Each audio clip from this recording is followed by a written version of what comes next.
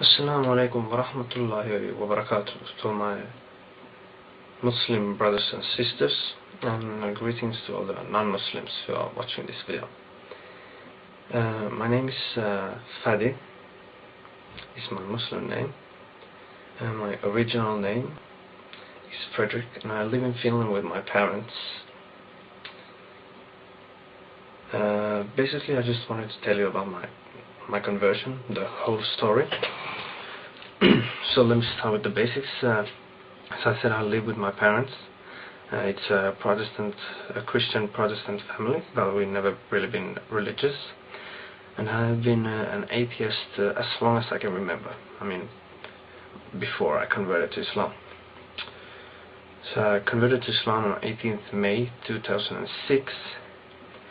And the whole story started when I read this book. It's the autobiography of Malcolm X. And those who don't know about anything about Malcolm X, he was a African American Muslim. First he belonged to a African American Islamic cult called the Nation of Islam, which is not Islam, but later on in his life he converted to Islam. But enough of him, more about me. Well, as I said, I read the book and I wanted to know what Islam really is, because all I knew about Islam was what I saw on the news, and that really wasn't something I would like to be affiliated with.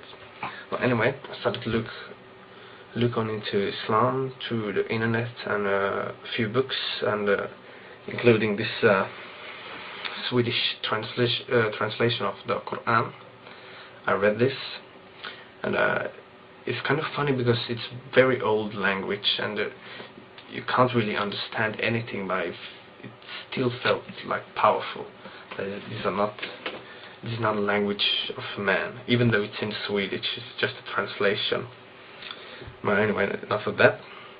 I studied Islam for 6 months before I converted to Islam, and after about a few months of studying, I started to look up